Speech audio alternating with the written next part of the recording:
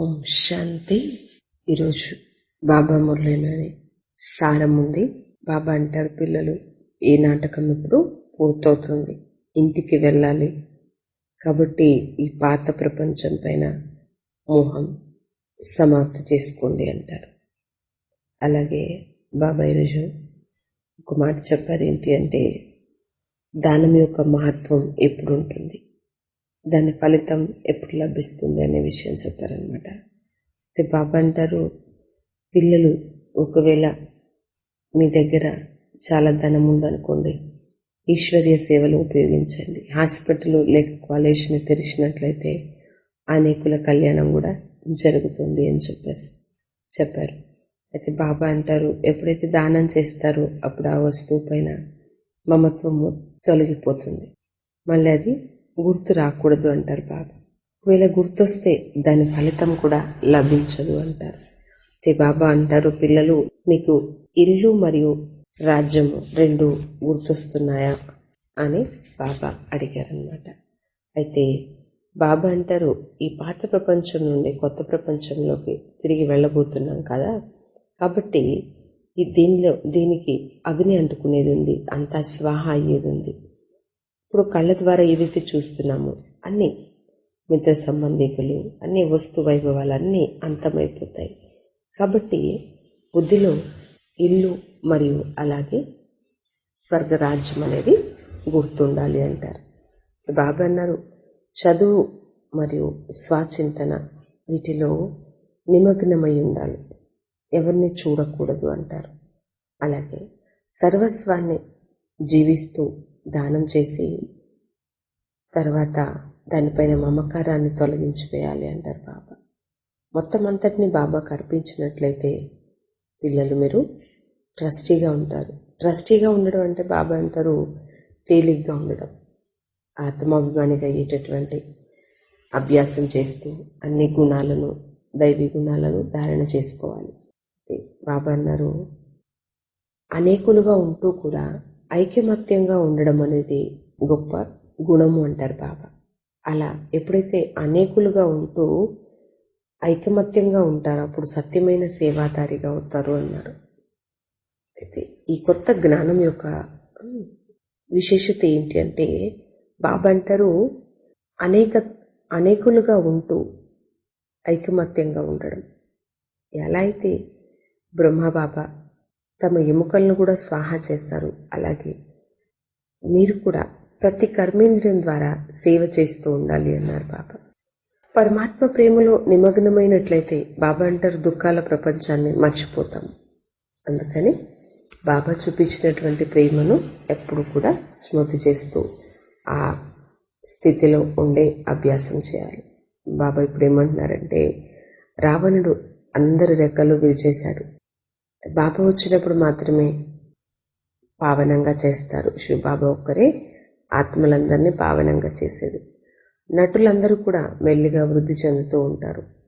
అయితే బాబా అంటారు, తిరిగి ఎవరు ఇంటికి వెళ్ళలేదు. ఎప్పటి వరకు అయితే బాబా రారు అప్పటి వరకు ఎవరు కూడా ఇంటికి వెళ్ళడం అనేది జరగలేదు అంటారు బాబా. అయితే ఈరోజు మురళిని విందాము. 11/4/2025 బాబా యొక్క సాకార మహావాక్యాలు. బాబా అంటున్నారు, మధురమైన పిల్లలు, ఇప్పుడు ఈ నాటకం పూర్తవుతుంది, మీరు ఇంటికి తిరిగి వెళ్ళాలి. కావున ఈ ప్రపంచంపై మోహమును సమాప్తి చేసుకోండి, ఇంటిని మరియు కొత్త ప్రపంచంను స్మృతి చేయండి. కృష్ణ అడిగారు, బాబా దానము యొక్క మహత్వం ఎప్పుడు ఉంటుంది, దాని ఫలితం ఎటువంటి పిల్లలకు లభిస్తుంది? జవాబు, దానం చేసిన వస్తువుపై నాది అనే భావన లేనప్పుడే చేసిన దానమునకు మహత్వం ఉంటుంది. దానం చేసిన తర్వాత మళ్ళీ అది గుర్తుకు వస్తున్నట్లయితే దాని ఫలితం లభించదు. మానవులు మరుజన్మ కొరకే దానం చేస్తారు. కావున ఈ జన్మలో మీ వద్ద ఉన్న వాటన్నిటిపై మీ మోహము సమాప్తి చేసుకోండి. ట్రస్టీగా అయ్యి వాటిని సంభాలన చేయండి. ఇక్కడ మీరు ఏదైతే ఈశ్వర్య సేవలో ఉపయోగిస్తారో, హాస్పిటల్ లేక కాలేజీని తెరుస్తారో, దాని ద్వారా అనేకుల కళ్యాణం జరుగుతోంది. దాని ఫలితముగా మీకు 21 జన్మల వరకు భాగ్యము లభిస్తుంది. ఓం శాంతి. పిల్లలకు మీ ఇల్లు మరియు రాజ్యము గుర్తుందా? ఇక్కడ కూర్చున్నప్పుడు బయటి విషయాలు ఏమైనా, మీ ఇల్లు వాకిళ్ళు వ్యాపార వ్యవహారాలు మీకు గుర్తుకు రాకూడదు. మీకు కేవలం మీ ఇల్లు మాత్రమే గుర్తుకు రావాలి. ఇప్పుడు ఈ పాత ప్రపంచం నుండి కొత్త ప్రపంచంలోకి తిరిగి వెళ్ళబోతున్నాము. ఇక ఈ పాత ప్రపంచం సమాప్తైపోతుంది. ఈ అగ్నిలో అన్నీ స్వాహ అయిపోతాయి.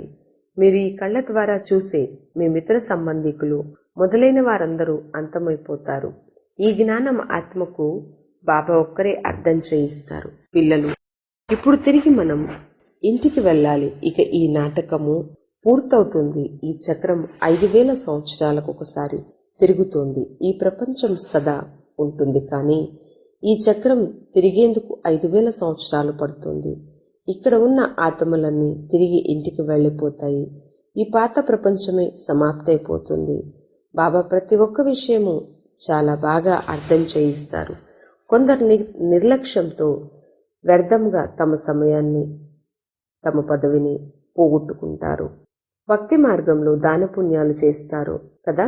కొందరు ధర్మశాలలను కట్టిస్తారు, కొందరు ఆసుపత్రులను కట్టిస్తారు. దాని ఫలితం వచ్చే జన్మలో లభిస్తుందని వారు భావిస్తారు.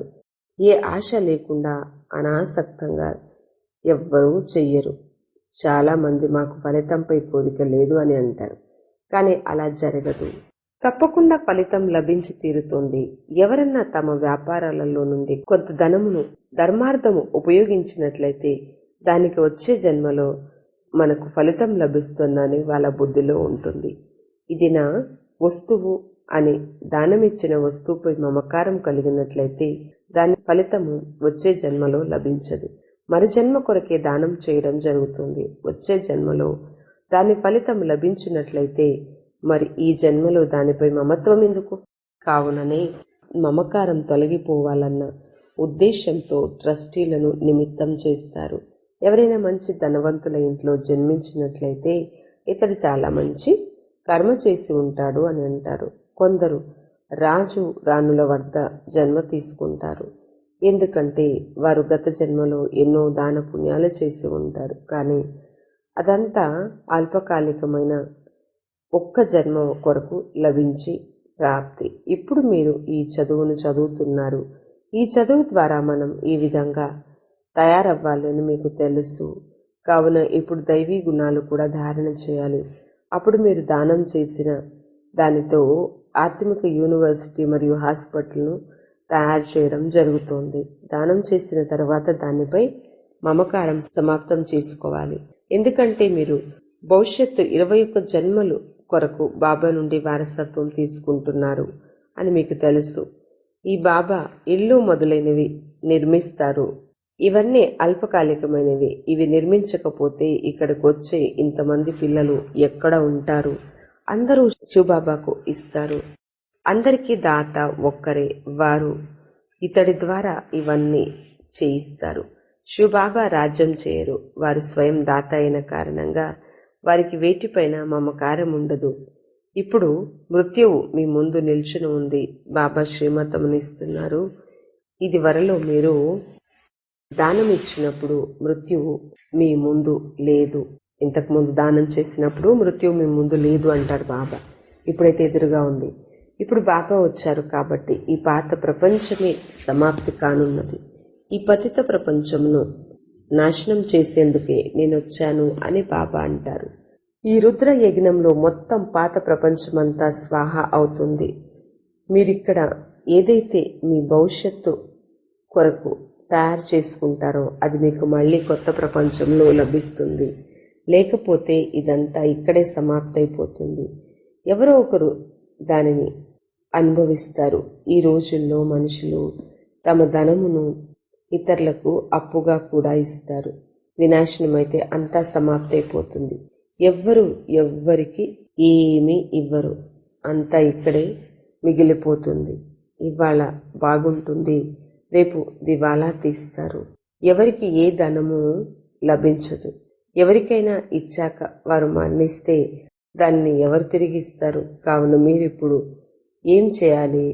భారతదేశపు 21 జన్మల కళ్యాణం కొరకు మరియు మీ 21 జన్మల కళ్యాణం కొరకు మీ ధనమును ఉపయోగించాలి. మీరు మీకోసమే చేసుకుంటున్నారు. శ్రీమతంపై మేం ఉన్నతమైన పదవిని పొందుతాము అని మీకు తెలుసు. దాని ద్వారా మీకు 21 జన్మల కొరకు సుఖశాంతులు లభిస్తాయి. దీనిని అవినాశి తండ్రి ఆత్మిక హాస్పిటల్ మరియు యూనివర్సిటీ అని అంటారు. దీని ద్వారా ఆరోగ్యము మరియు సుఖము లభిస్తాయి. కొందరికి ఆరోగ్యం ఉంటుంది కానీ ధనం ఉండదు. అప్పుడు సుఖం కూడా ఉండదు. రెండు ఉంటే సుఖంగా ఉండగలుగుతారు. ఇప్పుడు బాబా మీకు 21 జన్మల కొరకు ఈ రెండింటినీ ఇస్తారు. ఇప్పుడు దీనిని 21 జన్మల కొరకు జమ చేసుకోవాలి. యుక్తిని రచించడమే పిల్లల పని. బాబా రావడం ద్వారా పేద పిల్లల భాగ్యం తెరుచుకుంటుంది. బాబా పేదల పాలిట పెన్నిది. ధనవంతుల భాగ్యంలో ఈ విషయాలే లేవు. ఈ సమయంలో భారతదేశంలో అన్నిటికన్నా నిరుపేదగా ఉంది. ఒకప్పుడు సుసంపన్నంగా ఉన్నవారే ఇప్పుడు నిరుపేదలుగా అయిపోయారు. ఈ సమయంలో అందరూ పాపాత్మలుగా ఉన్నారు. పుణ్యాత్మలుగా ఉన్న చోట ఒక పాపాత్మ కూడా ఉండదు. అది సతోప్రధానమైన సత్యుగం. ఇది తమో ప్రధానమైన కలియుగం. ఇప్పుడు సతోప్రధానంగా అయ్యేందుకు మీరు పురుషార్థం చేస్తున్నారు. బాబా స్మృతి కలిగించిన కారణంగా ఒకప్పుడు మేమే స్వర్గవాసులుగా ఉండేవారమని ఇప్పుడు మీరు భావిస్తారు. మళ్ళీ మనమే 84 జన్మలు తీసుకుని 80 తీసుకున్నాము. 84 లక్షల యోనులు అన్న విషయం అసత్యమైనది. ఇన్ని జన్మలు మీరు జంతువుల యోనిలో ఉన్నారా? ఇది చివరి సమయంలోని మనుషుల స్థితి. ఇప్పుడు ఇంటికి తిరిగి వెళ్ళాలి. బాబా అంటారు, ఎన్ని జన్మలు మీరు జంతువుల యోనిలో ఉన్నారా అని బాబా క్వశ్చన్ వేశారు. ఇది చివరి సమయంలోని మనుషుల స్థితి. ఇప్పుడు తిరిగి ఇంటికి వెళ్ళాలి. ఇప్పుడు మృత్యు మీ ముందు నిల్చుని ఉంది. బాబా అర్థం చేయిస్తారు. కలియుగం ఇంకా 40-50 వేల సంవత్సరాలు లేదు. మనుషులు ఘోర అంధకారంలో పడి ఉన్నారు. కావుననే వారిని రాతి బుద్ధి కలవారు అని అంటారు. ఇప్పుడు మీరు రాతి బుద్ధి నుండి పారస బుద్ధి గలవారిగా తయారయ్యారు. ఈ విషయాలను సన్యాసులు మొదలైన వారు తెలియజేయలేరు. ఇప్పుడు మనం తిరిగి ఇంటికి వెళ్ళాలి అని బాబా మీకు స్మృతి కలిగిస్తున్నారు. ఎంత వీలైతే అంత మీ సామాన్లను బదిలీ చేసుకోండి. బాబా ఇవన్నీ తీసుకోండి, వీటికి బదులుగా 21 జన్మల కొరకు సత్యయుగంలో తీసుకుంటాము అని అంటారు. ఈ బాబా కూడా ఇది వరలో దాన పుణ్యాలు చేసేవారు. వారికి అందులో ఎంతో అభిరుచి ఉండేది. వ్యాపారులు ధర్మార్థము తమ వ్యాపారం నుండి 2 పైసల వాటాను తీస్తారు. బాబా 1 అణ అనగా 6 పైసల ధర్మార్థం తీసేవారు. ద్వాపరం 6 పైసల ధర్మార్థం తీసేవారు. ద్వారం వద్దకు ఎవరైనా వస్తే వట్టి చేతుల్లో వెళ్ళకూడదు అని భావించేవారు. ఇప్పుడు భగవంతుడు సమ్ముఖంలోకి వచ్చారు. ఈ విషయం ఎవ్వరికీ తెలియదు. మనుషులు దాన పుణ్యాలు చేస్తూ చనిపోతారు. మరి దానికి ప్రతిఫలం ఎక్కడ లభిస్తుంది? వారు పవిత్రంగా అవ్వరు. బాబాపై ప్రీతిని పెట్టుకోరు. యాదవులు మరియు కౌరవులు వినాశన కాలంలో వారిది విపరీత బుద్ధి ఉందని, పాండవులకు వినాశన కాలంలో ప్రీతి బుద్ధి ఉంటుందని బాబా అర్థం చేయించారు. యూరోపియన్లు అందరూ యాదవులు. వారు మిజైల్స్ అంటే ముస్లము అని అంటారు కదా, మిజైల్స్ మొదలైనవి తయారు చేస్తూ ఉంటారు. కానీ శాస్త్రాలలో ఎలాంటి విషయాలు రాశారు? డ్రామా ప్లాను అనుసారంగా ఎన్నో శాస్త్రాలు తయారయ్యాయి. ఇందులో ప్రేరణ మొదలైన వాటి విషయమేదీ లేదు. ప్రేరణ అనగా సంకల్పము. బాబా ప్రేరణ ద్వారా చదివించరు. ఇతడు కూడా మంచి పేరున్న ఒక వ్యాపారిగా ఉండేవాడు. అందరూ ఇతడికి గౌరవం ఇచ్చేవారు. బాబా ఇతడిలోకి ప్రవేశించగానే అందరూ ఇతన్ని నిందించడం మొదలు పెట్టారు. ఎందుకంటే వారికి శివబాబా గురించి తెలియదు. కావున వారిని నిందించలేరు. అందరి నిందలు ఇతడికే లభించాయి అని బాబా తెలియజేస్తారు. వెన్నను నేను తినలేదు అని శ్రీకృష్ణుడు అన్నాడు కదా, అలాగే ఇతడు కూడా చేసేదంతా శివబాబాయే, చేసేది నేను కాదు అని అంటాడు. ఇంద్రజాలికుడు అతడే కాని నేను కాదు. అనవసరంగా ఇతన్ని నిందిస్తూ ఉంటారు. నేను ఎవరినైనా పారిపోయి రమ్మన్నానా? మీరు పారిపోయి రండి అని ఎవ్వరికీ చెప్పలేదు. మేము అక్కడ ఉండేవారము. అందరూ తమకు తాముగా పారిపోయి వచ్చారు. అనవసరంగా దూషించారు. ఎన్ని నిందలు తినవలసి వస్తుంది. శాస్త్రాలలో ఎటువంటి విషయాలు రాశారో చూడండి. ఇవన్నీ మళ్ళీ జరుగుతాయని బాబా అర్థం చేయిస్తారు. ఇవన్నీ జ్ఞాన విషయాలు. మనుషులెవ్వరూ ఈ విధంగా అనలేరు. బ్రిటిష్ వారి రాజ్యంలో ఇంతమంది కన్యలు, మాతలు ఎవరి వద్దనైనా కూర్చుండిపోతే ఎవరు ఏమీ చేయలేరు. వారి సంబంధికులు ఎవరైనా వస్తే వారిని వెంటనే తరిమి కొడతారు. కావాలంటే వీరికి అర్థం చేయించి తీసుకుని రండి, నేను వద్దని అంటున్నానా అని బాబా అనేవారు. కానీ ఎవరికి అంత ధైర్యం ఉండేది కాదు. బాబా శక్తి ఉండేది కదా. ఇందులో కొత్త ఏమీ లేదు. ఇవన్నీ మళ్ళీ తప్పకుండా జరుగుతాయి. మళ్ళీ ఈ నిందలన్నీ అనుభవించాల్సి వస్తుంది. ద్రౌపది విషయం కూడా ఉంది. వీరందరూ ద్రౌపదులు మరియు దుశ్శాసనులు. అది కేవలము ఒకరి విషయం కాదు. శాస్త్రాలలో ఈ కథలన్నీ ఎవరు వ్రాశారు? ఇది కూడా డ్రామాలో ఒక పాత్రగా ఉంది అని బాబా అంటారు. ఎవరిలోనూ ఆత్మజ్ఞానం లేదు. అందరూ దేహాభిమానులుగా అయిపోయారు. దేహి అభిమానిగా అవ్వడంలోనే శ్రమించాల్సి ఉంటుంది. రావణుడు పూర్తిగా తల్లకిందులుగా చేసేశాడు. ఇప్పుడు బాబా మళ్ళీ మిమ్మల్ని సరిచేస్తున్నారు. దేహి అభిమానిగా అవ్వడం ద్వారా నేనొక ఆత్మను అని, ఈ శరీరం కేవలం పాత్రను అభినయించేందుకు లభించింది అని స్వతహాగానే గుర్తు ఉంటుంది. ఈ స్మృతి ఉంటే దైవీ గుణాలు కూడా వస్తూ ఉంటాయి. మీరు ఎవ్వరికి దుఃఖం ఇవ్వడానికి వీల్లేదు. ఈ లక్ష్మీనారాయణ రాజ్యము భారతదేశంలోనే ఉండేది. ఇది 5000 సంవత్సరాల నాటి విషయం. ఎవరన్నా లక్షల సంవత్సరాలు ఉందని అంటే వారు ఘోర అంధకారంలో ఉన్నట్లే. డ్రామానుసారంగా సమయం పూర్తయిన కారణంగా బాబా మళ్ళీ వచ్చారు. ఇప్పుడు మీరు నా శ్రీమతంపై నడవండి. మృత్యు మీ ముందు నిల్చుని ఉంది అని బాబా అంటారు. లేకపోతే మీ లోపల ఉన్న కోరికలు అలాగే మిగిలిపోతాయి. తప్పకుండా అందరూ మరణించాల్సిందే. ఇదే మహాభారత యుద్ధం. ఎంతగా మీ కళ్యాణం చేసుకోగలిగితే అంత మంచిది. లేకపోతే మీరు ఖాళీ చేతులతో వెళ్ళిపోతారు. మొత్తం ప్రపంచమంతా ఖాళీ చేతులతో వెళ్తుంది. కేవలం పిల్లలైన మీరు మాత్రమే నిండుగా వెళ్తారు. వీటిని అర్థం చేసుకునేందుకు బాగా విశాల బుద్ధి కావాలి. ఎన్ని ధర్మాల మనుష్యులు ఇక్కడ ఉన్నారు. ప్రతి ఒక్కరి పాత్ర వేరువేరుగా నడుస్తూ ఉంటుంది. ఒకరి పాత్ర ఇంకొకరితో కలవదు. అందరికీ వారి వారి పోలికలు ఉన్నాయి. ఎన్ని రకాల వారు ఉన్నారు. ఇవన్నీ డ్రామాలో రచించబడి ఉన్నాయి. ఇవన్నీ అద్భుతమైన విషయాలు కదా.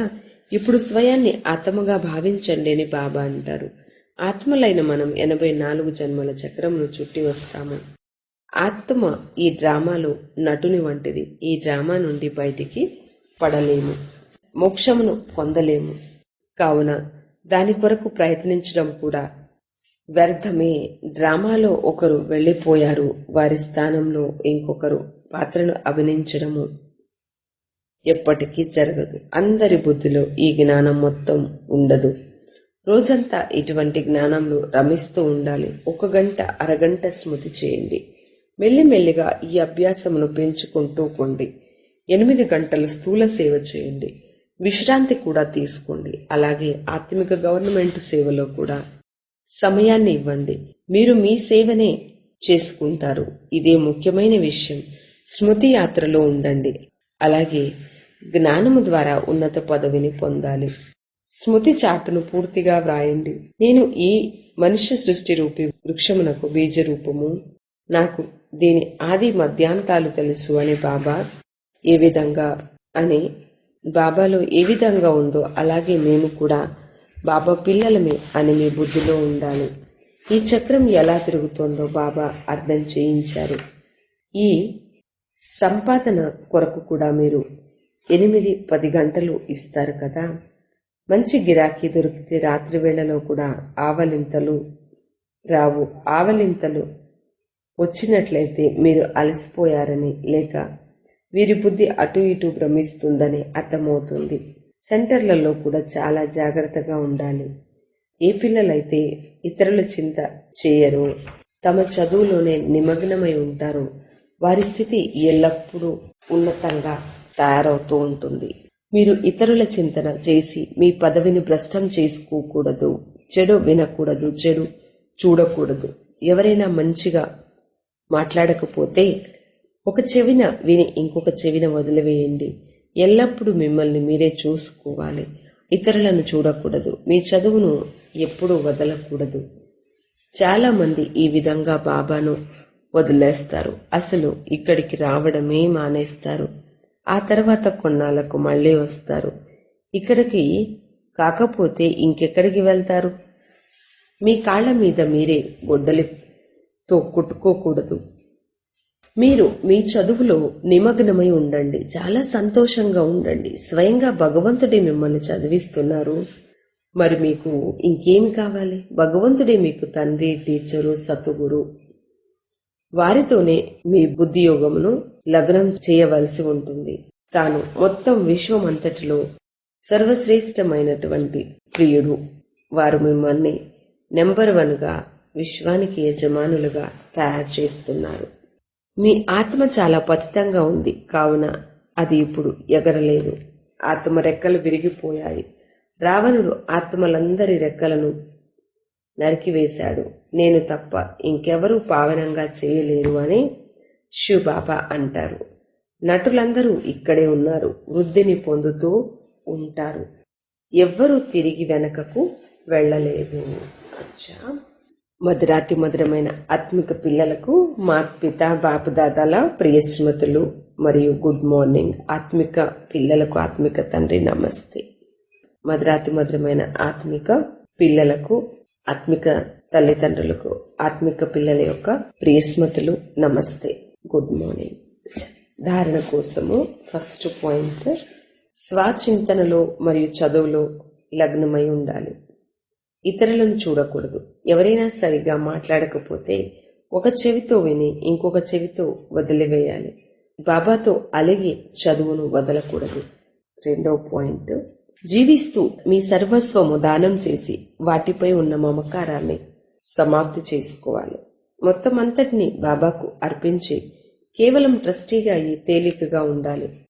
దేహీ అభిమానులుగా అయ్యి సర్వ దైవీ గుణాలను ధారణ చెయ్యాలి.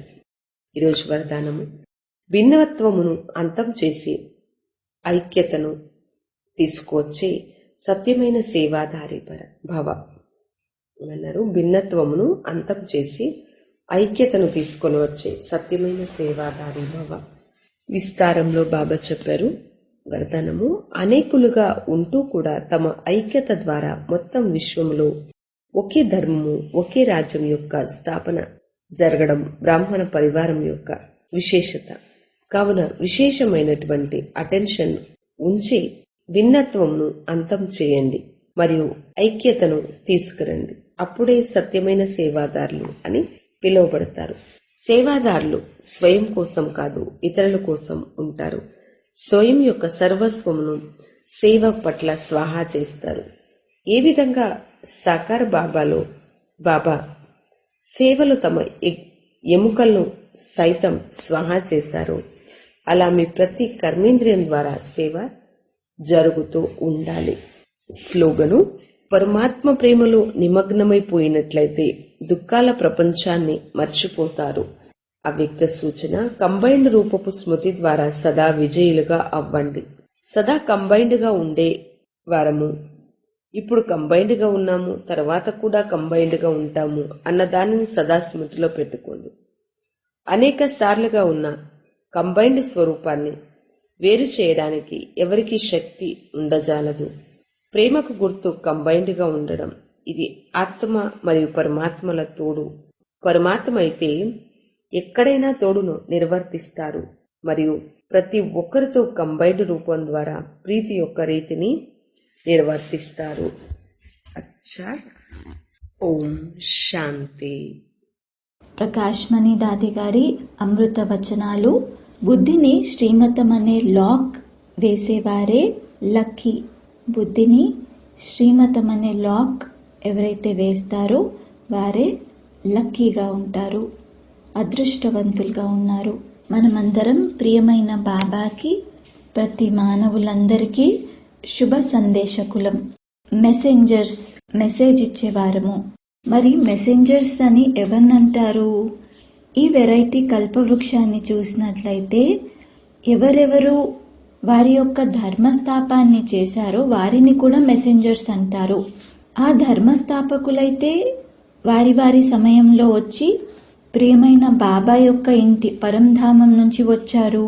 వారు డైరెక్ట్గా వచ్చారు కాబట్టి సతోగుణిగా ఉన్నారు.